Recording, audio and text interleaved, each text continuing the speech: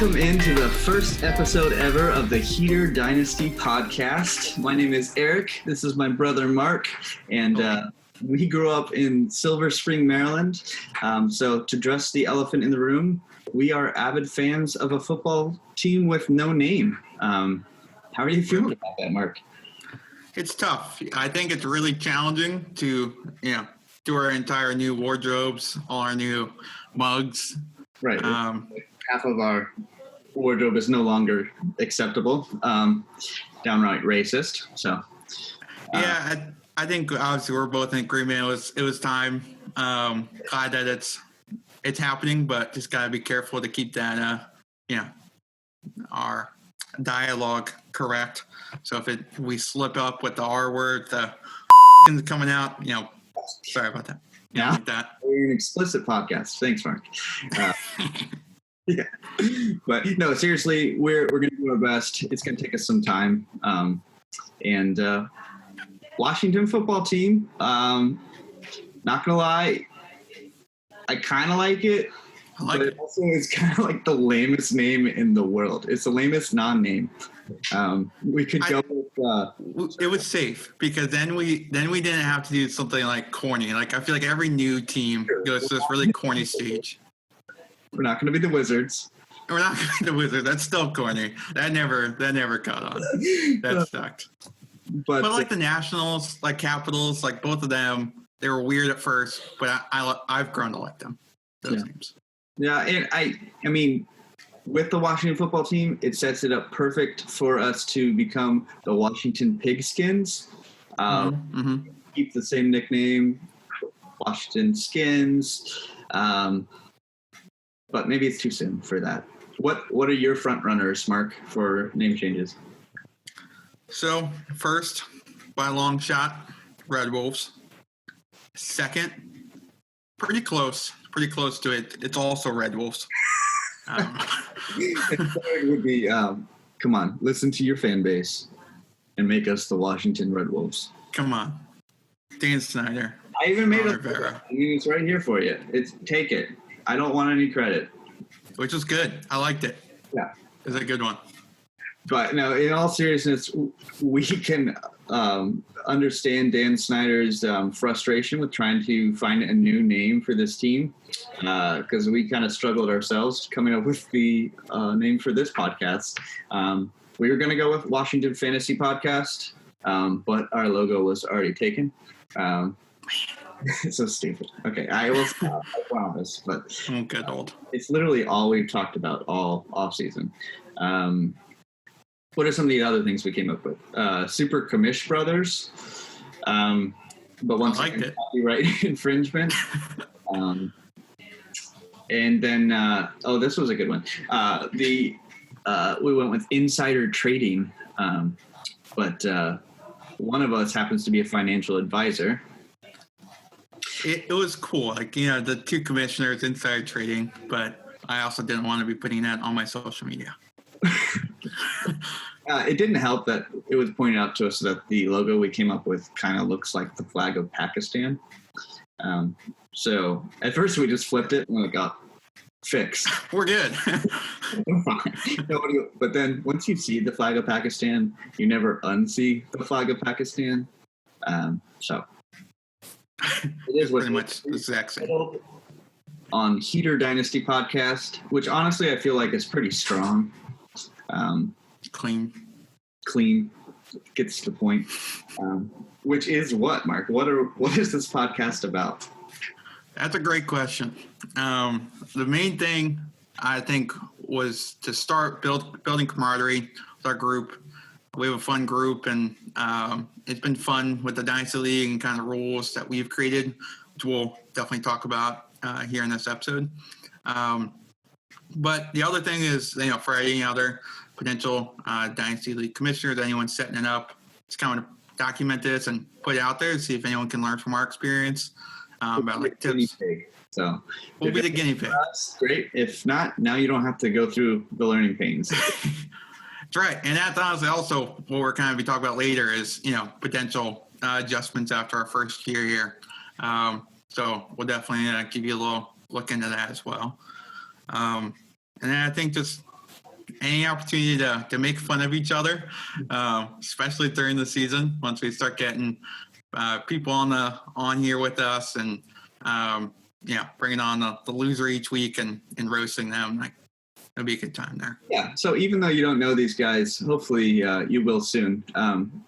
And I mean, I'm speaking out of confidence that we will get a following.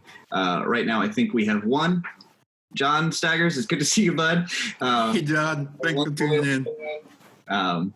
Yeah, but no, spread this around. This could be useful. If not, it'll make us feel good. So, all right. So let's kind of jump into what our league looks like right now.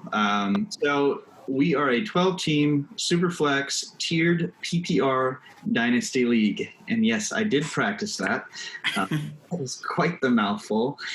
But we run a starting lineup of, what is it? 1, 2, 3, 4, 5, 6. It looks like 9 positions. So you have your quarterback, 2 running backs, 3 wide receivers, a tight end, a flex, and a super flex. And we run with a bench of 12, a taxi squad of 4, and then currently we're doing 2 IR positions. But with COVID and everything, we are considering adding a couple more IR spots just because I think 2020 is going to be an rough ordeal for sure. But we joked, we've been working a lot and getting this set up, and feel like we're already halfway through the season. And with COVID, we might be halfway through the season. This might be it, guys. 2020, here we come. No, I think we are going to get a season. There's too much money at stake in the NFL. Yeah, they'll figure it out. But keep your phone lines open if you are an ex-football player, because there might be positions available on some of these team rosters, depending on how quickly this goes out. But I wanted to address the taxi squad a little bit, just for anybody who is not aware of what that is. Taxi squad is an opportunity. Think of it like a practice squad. So we use it in our league for just rookies. You can do different settings in different apps. We currently use the Sleeper app, not a sponsor. But in there, you can kind of pick how many years you can leave a player on there. We just do it for 1. It's really just an opportunity so that you do not have to lose. You don't have to drop a rookie in lieu of starting somebody else that week to week. So give them time to be able to develop a little bit, see what you have with them. I think it's also worth highlighting that some leagues do this differently, but we let you move them on and off because, especially, I haven't used it. I don't know if anyone has in our league, but like even for me this year with like Burrow and whoever has Tua, if they come out of the league as a starter, put them on. If they end up just being, not starting throughout the season, leave them on the bench, but bring them on back and forth. So, exactly. Yeah, I'm. Like I have Antonio Gibson on my bench right now. Once again, there's my Washington football team fanship showing homerism. He could be like huge this year in my mind, but especially now. Yeah, definitely now. Guys, gosh, I mean the hits just keep coming. We cannot get a win. I don't know. Live update right now. I saw Reuben Foster just got activated though. So that's nice. It hurt me both. Emotionally, I enjoyed Darius Geis. I was rooting for him. I did enjoy Darius Geis before hearing about that. But it also really hurt my fantasy team. Honestly, probably going back to the drawing board and redoing the rankings. Man, that was rough. Yeah, you were the first person I text when I saw that. I was like, oh, there goes Mark's dynasty team. Not that Geis was any good, but you liked him. So. And it felt like depth. I feel like I have Ezekiel, I have Gurley, and then it was Mostert and Geis. And I thought between the two of them I'd have something, but now I'm fully relying on Mostert, which I don't know. We'll see what happens. Yes.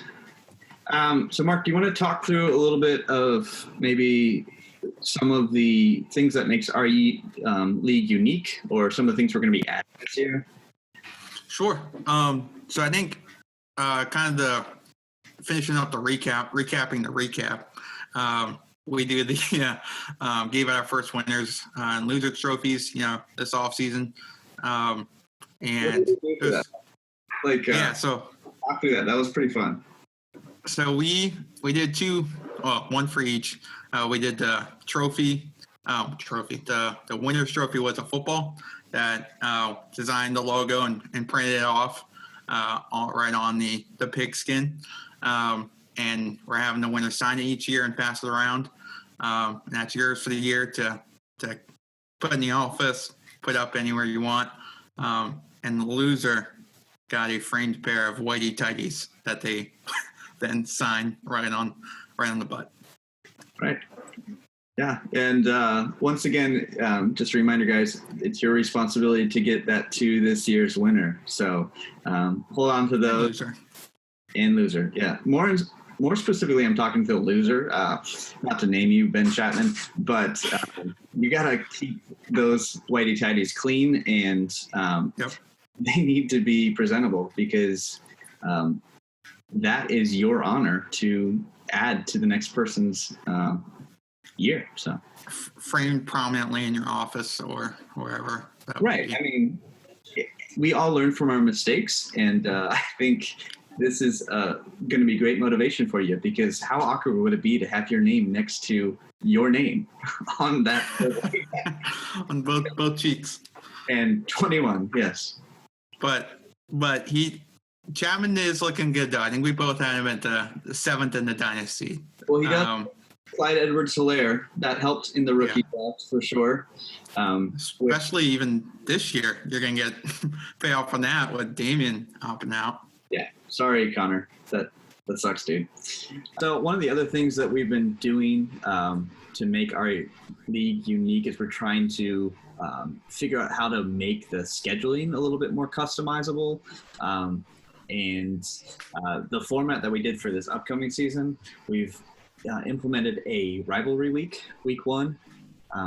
And so we were able to kind of determine what those rivals would be based on just organic relationships that were happening. The league is a conglomeration of Mark's friends and my friends. Some of us have never actually met before.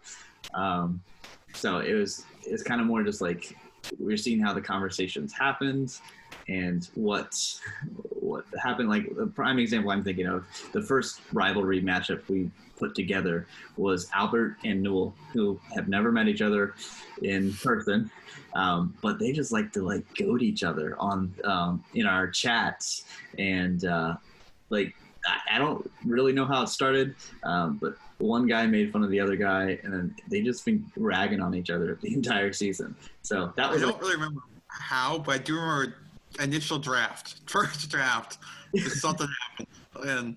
Right. It was like somebody picked a player that the other guy wanted, or he was just mocking him for who he picked. Or I don't remember how it started. It's just that is like the best example I can think of why we decided we're going to do rivalry. So a couple other key matchups are like obviously Mark and I are rivals because we're brothers and commissioners, and honestly, we have the best communication. So, I mean, the best competition. I don't know why I said. Yeah, I just don't really like him, so I thought it was good. Yeah. No, I mean, I think about all those years that we played fantasy together. I think we're probably pretty close to 500. That's how it's always been, though. Whether it's like Madden or like video games in general, it's just FIFA. We split most of the time. Yeah. But, anyway, so yeah, we're going to be doing rivalry week. First week of the season, so it builds a little momentum into the season right off the bat. And then week 13, which is our final regular season game, we have decided to make it a wild card week. So it's going to be based on teams to be determined based on the rankings of that season. So we're trying to make it a little bit more intense, a little bit more competitive, making sure that week 13 games are all meaningful. So we have it set up so the top ranked team is going to play the worst ranked team.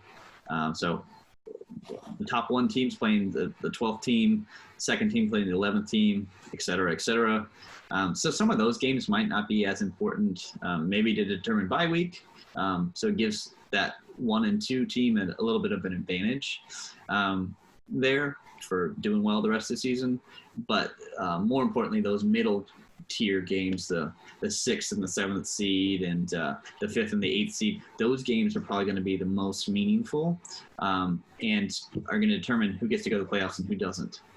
But anyway, Mark's going to go into a little bit more of some of the unique rules that we have as far as scoring is concerned for our league. Because one of the main hopes of this podcast is for you to kind of get an inside approach of some of the more nuances of running a league, and that these decisions make a big difference. I'm going to stop talking. Go ahead, Mark. Take over here. So I think there are 3 main goals that we accomplished, at least, looking back, was bringing the tight end value up, outside of like the Kelsey, Kittle, Ertz, that kind of group. A lot of people are just rolling with, very serviceable tight ends, and we wanted to make it so that it wasn't just whoever, like that they had a little more worth to it. Yeah, not a throwaway position. Exactly. Second big thing was cheap catches down. The biggest example that we usually refer to is like that running back gets a 10-yard carry. That's 1 point, and James White catching a slip screen pass and getting tackled in the backfield gets a point.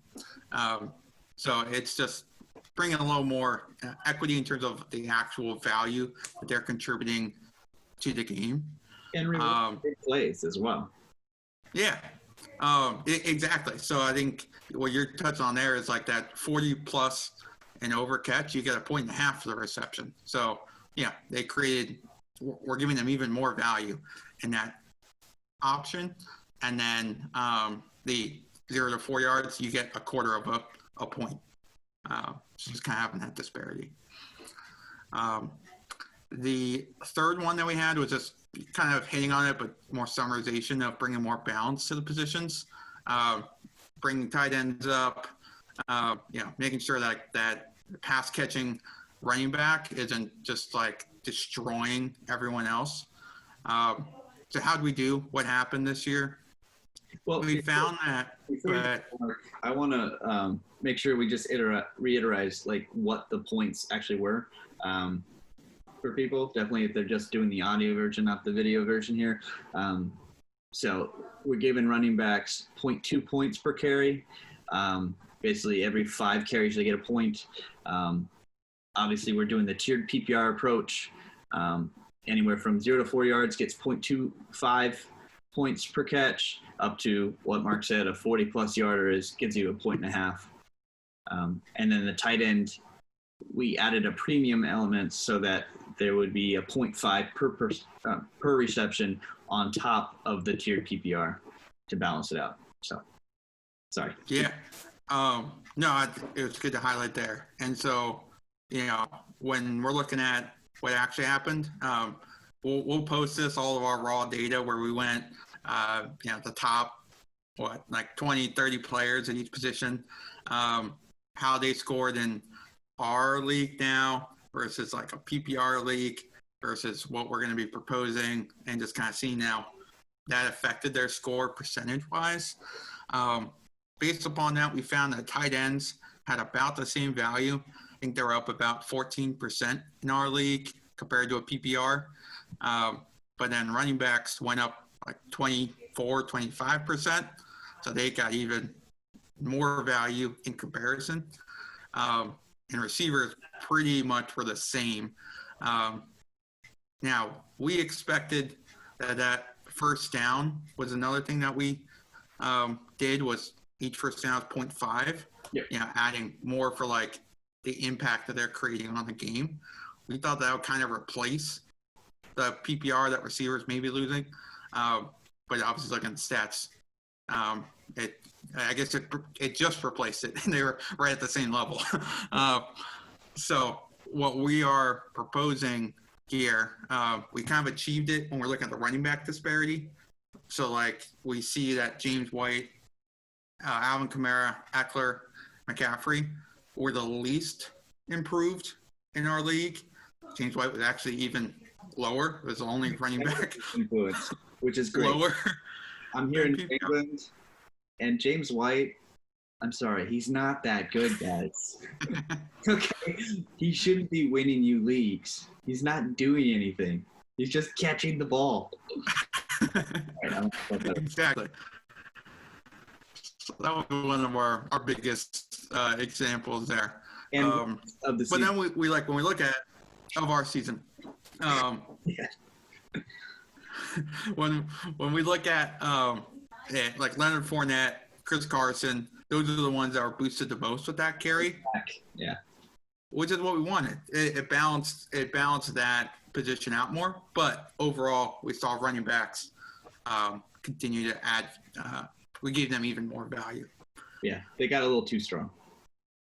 So the proposal for us now, obviously we're going to be presenting this to the league. We're going to be voting on it as a team because obviously this will impact scoring moving forward.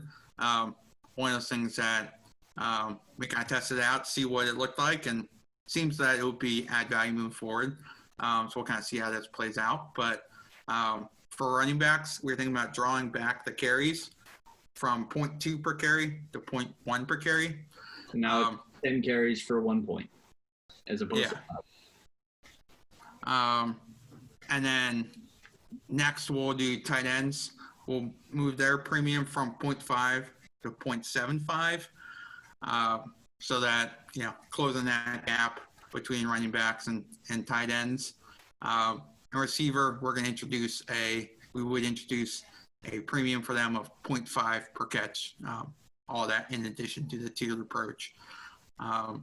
So that, running backs will still be, scoring the highest. McCaffrey scoring, I think, 500 plus points in our thing. Like, he's still going to be the top guy for sure. Yeah.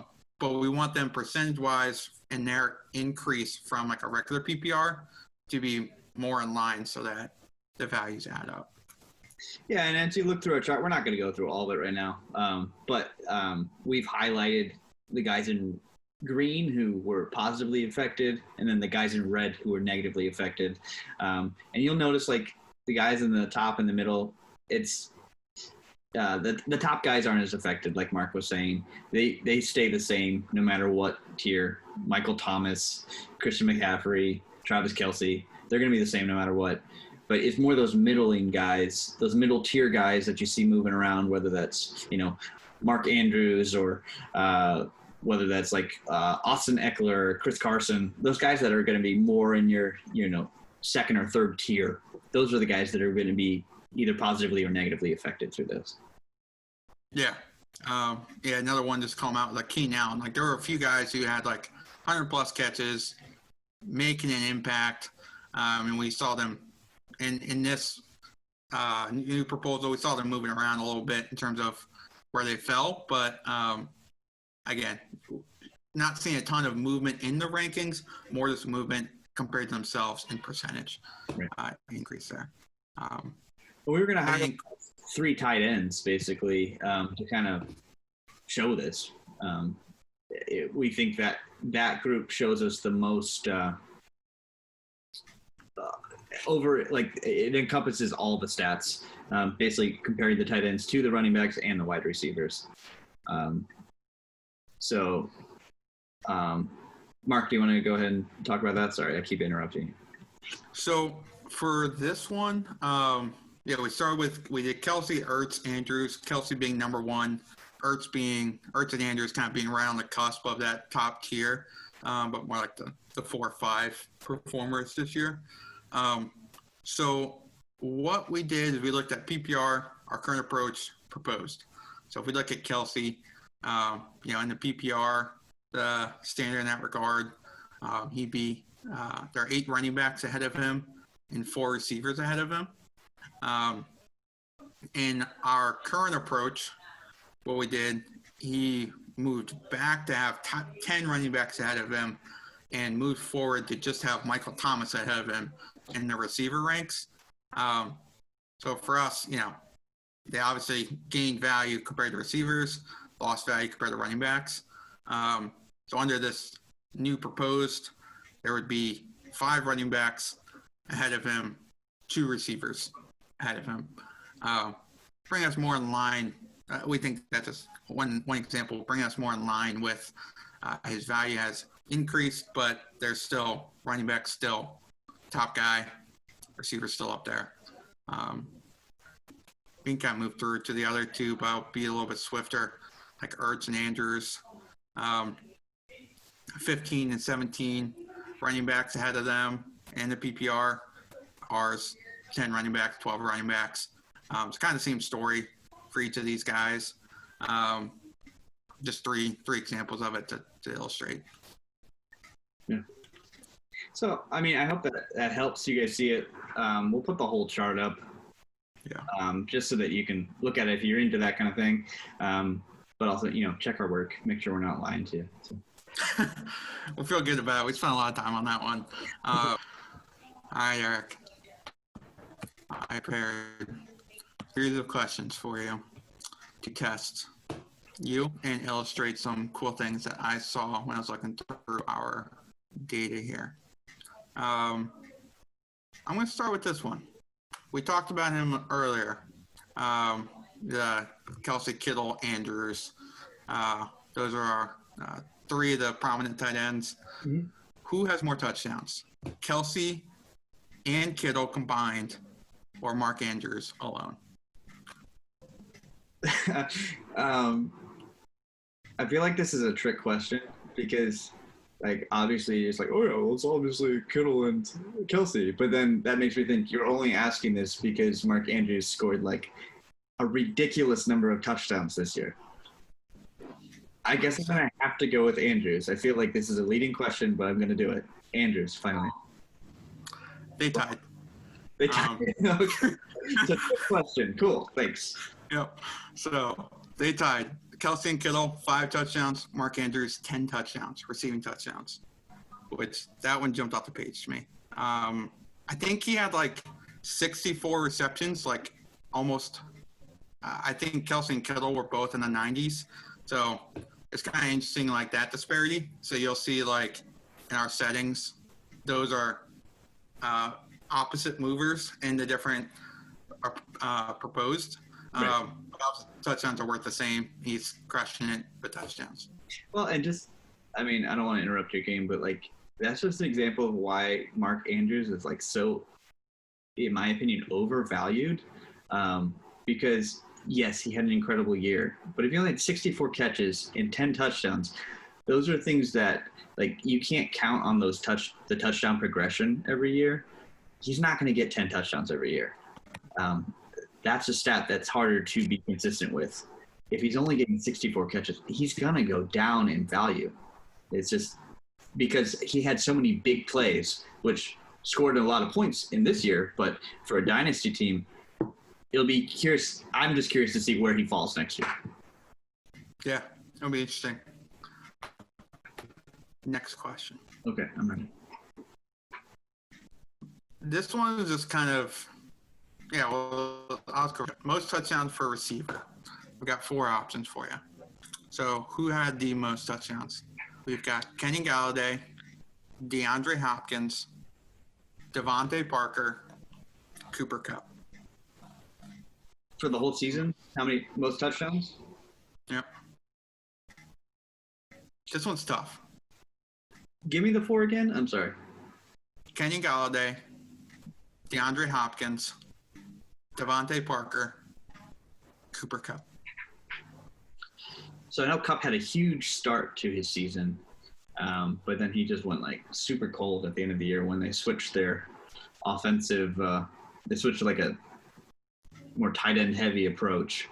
So I don't think it's Cooper. I don't think it's Hopkins. Mostly because the Texans traded him away, so they're obviously didn't like him or something like that. Yeah, I think that should have been vetoed. Yeah, if that was in our league, we would have vetoed that. Yeah. Ridiculous. Bill O'Brien, you're an idiot. No, I don't think it's Hopkins. I think it's either Galladay or Devontae Parker, and I got to go with Devontae Parker just on the fact that like he had such a phenomenal season that nobody talks about. Yeah. You broke it down really well. Galladay was the top one with 11, but Not the sexy. I was just what's that? That wasn't the sexy pick. I had to go with Parker. No, you talked through it really well, and everything was on the money. I thought you were about to get it. Galladay had 65 receptions, so less than half of Michael Thomas. DeAndre Hopkins had 104. So, like getting in that almost half of Hopkins, but the 11 touchdowns, almost 1,200 yards. He got his points that way. What they didn't say was that it's 11 touchdowns from 11 different quarterbacks, right? Right.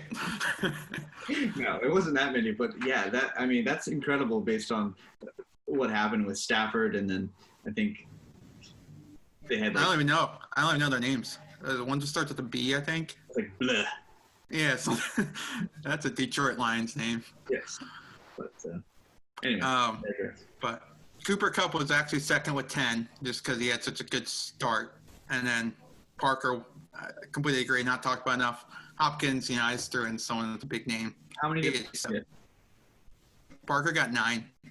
Okay, so I was close. I'm not like an idiot. All right. That's what I said. I thought you talked through it really well. He was right there. Interesting stat. DeAndre Hopkins plus Devontae Parker, number 4 and number 5 receivers in our league, combined for less than Christian McCaffrey in total fantasy points. Another interesting fact. Ben Chapman's entire roster for less than Christian McCaffrey's points. Oh, sorry, BC. Another interesting fact. I lost to Ben Chapman this year. And I beat Newell, ranked number 1. And then the exact next week, I lost to Ben Chapman, who was the 12th ranked team. So that is also commissioner's duties, is to kind of equalize the playing field sometimes. Eric brought more balance to our league. Yes. Sorry. Do you have any more questions, or was that it? Final question. Most receiving touchdowns, but this is just of these 3 players. We've got Mark Ingram, Julio Jones, DJ Moore. Receiving touchdowns? Receiving touchdowns specifically. Okay. So Julio Jones is notorious for not receiving. He gets 1,100 yards every year, easy. But I think touchdown wise, he just, I don't know if it's Matt Ryan doesn't target in the end zone, or he's only 6'11" or whatever he is. He's only completely built for the red zone. Yeah, he also catches everything thrown his way, but for some reason he doesn't get targeted in the red zone. So I feel like he had, 3 to 5 touchdowns at most, right? Don't tell me yet, but I'm talking through it. So Julio Jones, Mark Ingram had a number of receiving touchdowns this year, but I want to say 2 to 4 because most of his came on the ground. Who's the last person? DJ Moore. It's got to be DJ Moore. DJ Moore had a breakout season for sure, and I'm guessing he had 5 or 6. So I'm going to go with DJ Moore. So I led you into this. So it's Julio Jones. You idiot. He has 6 touchdowns. And I thought that was more than I expected him to have. Yeah. Because everyone does roast him about that. 3 of them were against dang it. I got to edit that one out too. The Washington football team, formerly known as the Oh, man. it'll take a while. We're gonna slip up. Yeah, it's okay. We'll blur it out. We'll be good. The second, Mark Ingram, 5 touchdowns, 5 receiving touchdowns, which was, and then DJ Moore. I threw him in there because he was known as the breakout, and he did was a stud for catches and yards, but only 4 touchdowns. So this is the first episode. I now understand your quizzing techniques. Yeah. Be prepared. I'm going to come back stronger than ever. But, so yeah, I guess that kind of concludes our first episode here. We're not sure what all the format's going to look like going forward. We're kind of pulling this out of our butts as we go. Oh, what? Oh, okay. Yeah, you can say what else? Because I was trying to keep it clean. We were trying to keep it clean. So we can get our mom to listen to this as well. Yeah. But no, we're kind of messing with it. Hi, Mom. Look how big we are. It's ironic too because Mark was living on his own and now is living with his mother. Moved in, Mom. I know you're upstairs listening to me right now, so it's probably kind of weird. But thanks for joining, John. And now we have 2 listeners here in the first episode.